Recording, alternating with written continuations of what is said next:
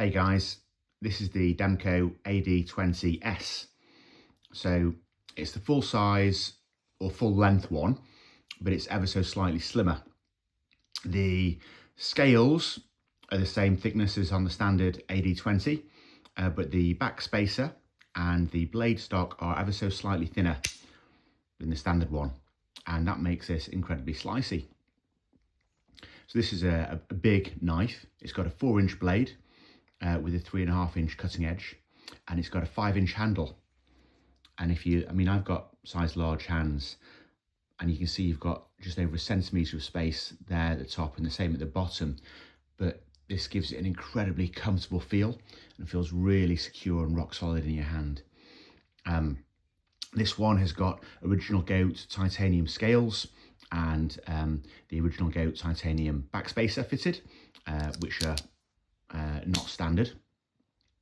This particular version is the Demko Dynamics knife. That's a Facebook group for Demko fans. This one is number 075. I was lucky enough to get this in the drop a couple of years ago. I believe these are American made, machine ground rather than hand ground.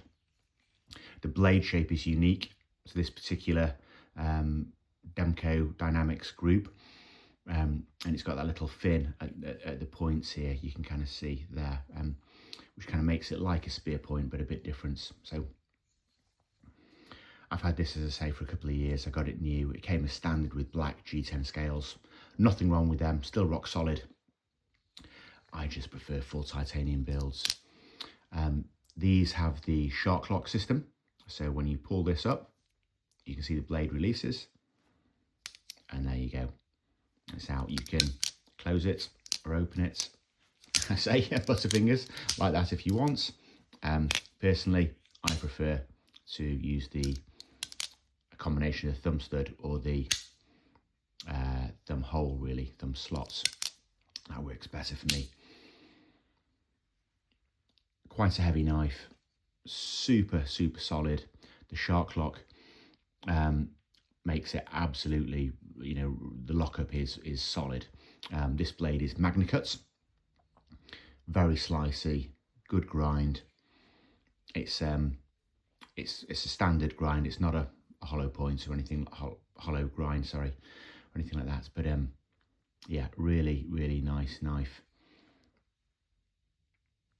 I've enjoyed having this in my collection. I've had several Demkos, to be fair.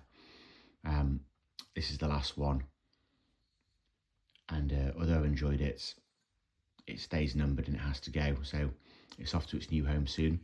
And I thought I would just share a few thoughts on it before it goes. I haven't carried this one much. She's been in my pocket a few times, but would I recommend this knife?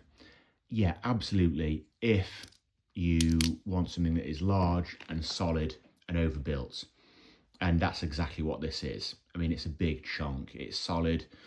It's almost the kind of, we joke about the apocalypse knife. It kind of falls into that category. Large, overbuilt, solid. I suppose, and if you're going down that road, maybe you want the standard version rather than the S. I had the standard version as well as this, and I actually got rid of that because I preferred, for this one, the reasonable blade stock, and this makes it much more slicey. So for me, this kind of configuration works, and you've still got a 1 centimetre thick handle scale, so it's not like it's a skinny mini. It really is a big solid chunk. But I guess that millimetre of less width or meat you've got in the blade makes a big difference in terms of the weight and the usability. And there is a noticeable thickness feel in your hand between the slim and the full thickness one. I mean, they've recently launched the XXX, which is even bigger and even thicker. And although that is no doubt a beast of a knife, I mean, I haven't held one yet or had one, but I've seen the reviews and videos. And it's the kind of stupid ass thing that I'd probably like to own as well, because I love that kind of stuff, but it would also be completely impracticable or, for carry or regular use of any real kind. you know, this thing, it would weigh your trousers down if you were carrying it, assuming your carry laws, you know, suggested that this was a perfectly fine knife to carry. Lots of places in the world would have issues with that. But yeah, there you go. So would I recommend it? Yes, but only in the right situations. I mean, this little finger choil kind of bit up here, you can choke up on that if you need to. It leaves you a lot of handle spare at the end, at the bottom of the knife. I don't think there's any need really. It kind of feels more than sufficient like this. Really nice thing. Not particularly practical for 3DC use. Loads of fun. Sexy as hell.